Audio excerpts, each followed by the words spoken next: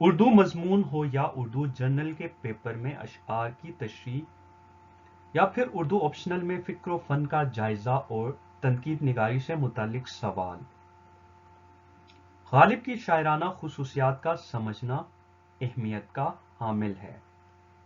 آج کا جو ہمارا ٹاپک ہے وہ غالب کی شاعری ہے۔ آپ اشعار کی اچھی تشریح کرنا چاہتے ہیں تو شاعرانہ خصوصیات کو سمجھیں، یعنی جس شاعر کے متعلق اشعار پوچھے جائیں اور آپ اس کی تشریح کرنا چاہتے ہیں تو آپ کو اس شاعر کی شاعرانہ خصوصیات کا پتہ ہونا چاہیے۔ یا پھر آپ شعر پر تنقید لکھنا چاہتے ہیں، شاعرانہ تنقید نگاری کرنا چاہتے ہیں، تو پھر آپ کو ان خصوصیات کو سمجھنا چاہیے، پڑھنا چاہیے۔ بعض اوقات امتحان میں شعراء کی فن شاعری یا انداز بیان پر مضمون لکھنے کا کہا جاتا ہے۔ اس کے لیے بھی شاعرانہ خصوصیات کا سمجھنا ضروری ہے۔ یہ شاعرانہ خصوصیات کیا ہیں؟ کسی بھی شاعر کی جو شاعری ہے اس کے بارے میں تنقید نگار یا نقاد ایک نتیجے پہ پہنچتے ہیں جہاں وہ بتاتے ہیں کہ فلانا شاعر کی یہ شاعرانہ خصوصیات ہیں، 6 ہیں، 7 ہیں، 8 ہیں، جس میں ان کے افکار، ان کے خیالات، ان کی وابستگی، ان کے نظریات شامل ہیں۔ آج کے اس لیکچر میں غالب کی شاعرانہ خصوصیات سمجھنے کی کوشش کرتے ہیں۔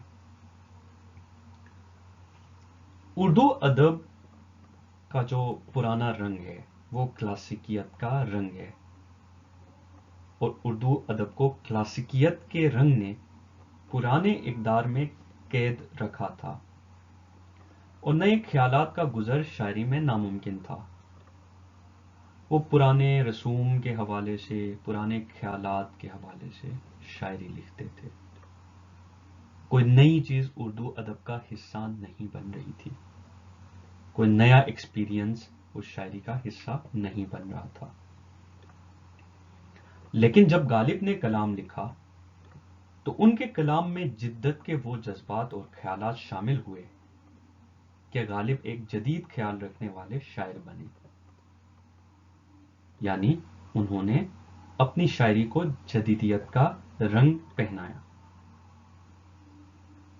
نہ صرف یہ بلکہ اردو شعر کو بھی جدیدیت کا لبادہ ملا، یعنی وہ اشعار جو ایک ہی خیال پر مربوط تھے، ایک ہی علاقے سے وابستہ تھے، ایک ہی فکر و فن جس کا لبادہ تھا، اس کو غالب نے جدیدیت کا لباس پہنایا۔ غالب نے قدیم جو افکار تھے ان سے ترک تعلق کیا، کیونکہ جب آپ جدیدیت کی طرف جانا چاہتے ہیں تو ضروری ہے کہ قدیم رسوم و خیالات کے قید سے آپ آزاد ہو جائیں۔ اور پھر انہوں نے جدید خیال و افکار کو شاعری کا حصہ بنایا۔ یہ شعر دیکھیں: نہ تھا کچھ تو خدا تھا، کچھ نہ ہوتا تو خدا ہوتا، ڈبویا مجھ کو ہونے نے، نہ ہوتا میں تو کیا ہوتا۔ اب یہ شعر دیکھیں، اس شعر میں وہ جدت تھی کہ اردو ادب کو جس کی امید نہ تھی۔ وہ غالب کی ایک خصوصیت یہ ہے کہ وہ جدید خیالات کے مالک ہیں، اور ان کی یہ جو شاعری ہے وہ ان احساسات کی عکاسی کرتی ہے۔ غالب کی دوسری بڑی شاعرانہ خصوصیت ان کا فلسفیانہ انداز ہے۔ شعراء اگر ایک ہی طرز پر اور ایک ہی علاقے میں قید ہو کر کلام لکھتے رہیں تو ان کو عالمگیریت حاصل نہیں ہوتی۔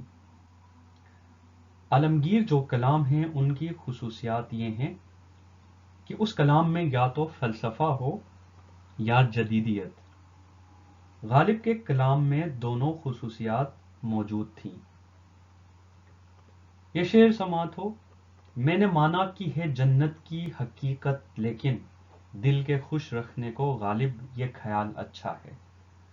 اب یہ شعر دیکھ لیں کہ کیسے فلسفے میں تیر رہا ہے۔ ایک طرف حقیقت کو تسلیم کیا جا رہا ہے، میں نے مانا کہ ہے جنت کی حقیقت لیکن، اور دوسری طرف اسی حقیقت کو مخمصہ بنایا جا رہا ہے، دل کے خوش رکھنے کو غالب یہ خیال اچھا۔ یہ جو شعر ہیں وہ بتاتے ہیں کہ غالب کا جو انداز بیاں ہے وہ فلسفیانہ بھی تھا۔ تیسری جو بڑی خصوصیت ہے غالب کے اشعار کی یا شاعرانہ، وہ ہے صوفیانہ طرز کلام۔ غالب کے شاعری کے اندر آپ کو صوفیانہ رنگ بھی ملے گا۔ فلسفے کی طرح صوفیزم جو ہے وہ بھی ایک عالمگیر موضوع ہے۔ غالب نے اپنی شاعری میں صوفیانہ رنگ بھی بکھیرے ہیں۔ یہ شعر دیکھیں، یہ مسائل تصوف، یہ تیرا بیان غالب، تجھ کو ولی سمجھتے جو نہ بادخوار ہوتے۔ یعنی تصوف جو ہے وہ صوفیزم کی ایک ٹرمینالوجی ہے، اصطلاح ہے، اور بادخواری اور ولایت، یہ تمام الفاظ جو ہیں وہ صوفیزم سے تعلق رکھتے ہیں۔ تو ان کے کلام میں صوفیزم کا رنگ بھی موجود تھا۔ ان کی ایک جو شاعرانہ خصوصیت تھی وہ زندگی کی محرومیاں ہیں۔ ایک شاعرانہ کلام لوگوں کے بیچ تب مقبول ہوتا ہے جب اس میں عام لوگوں کی نمائندگی ہو، ایسی نمائندگی کہ لوگ محسوس کریں کہ تلخیوں، محرومیوں اور غم کا جو تجربہ شاعر نے اپنے شعر میں بیان کیا ہے وہ دراصل ان کا غم ہے، اور یہی اجتماعی غم غالب کی شاعری کا اہم حصہ ہے۔ اب یہ فراق کے غم کے حوالے سے جو اجتماعی غم ہے، جو بہت سارے لوگوں کا مسئلہ ہے، اس کے حوالے سے یہ شعر دیکھیں، قاصد کے آتے آتے خط اور ایک لکھوں، مجھ کو خبر ہے کیا وہ لکھیں گے جواب میں۔ یہ جو محبوب کی طرف سے عاشق کی طرف جو ظالمانہ جواب ہوتا ہے، ان کی محبت کا جو عوض ہوتا ہے، وہ ایسا اجتماعی غم غالب نے اپنے شعر میں اس کو بیان کیا ہے۔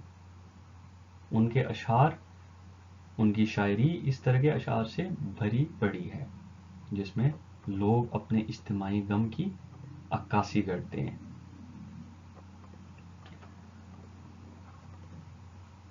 اور سادہ تراکیب ان کی شاعری کا ایک حصہ ہے، ان کی شاعرانہ خصوصیات کا ایک حصہ، سادہ تراکیب والی شاعری۔ یعنی غالب کے بارے میں یہ مشہور ہے کہ ان کے کلام کے اندر پیچیدگیاں زیادہ ہیں، ان کے جو تراکیب ہیں کلام کے وہ بہت مشکل ہیں، تشبیہات اور استعارے سمجھنا مشکل ہیں، الفاظ سمجھنا مشکل ہیں، لیکن اس کے باوجود غالب نے سادہ اشعار بھی لکھے جو عام فہم ہیں، جس میں معمولی تراکیب سے شعر بنایا گیا ہے، معمولی ردیف اور قافیوں سے شعر بنایا گیا ہے جو بالکل سلیس اور عام فہم ہے۔ یہ شعر دیکھیں، میں نے مانا کہ کچھ نہیں غالب، مفت ہاتھ آئے تو برا کیا ہے۔ اب اس میں کوئی ایسا ورڈ، کوئی ایسی اصطلاح، کوئی ایسی تشبیہ یا استعارہ نہیں ہے جو مشکل ہو، جو سمجھنے میں مشکل ہو۔ تو اس طرح جیسے ہم نے غالب کی خصوصیات کو ڈسکس کیا، تمام شعراء کی خصوصیات ہیں جو پہلے سے لکھی گئی ہیں، تنقید نگاروں نے بیان کیا ہے، وہ تمام خصوصیات تمام شعراء کی پڑھ لیں تاکہ آپ ایک اچھی تشریح کر سکیں، اس شاعر کے بارے میں اچھا مضمون لکھ سکیں اور تنقید اور فکر و فن پیش کر سکیں۔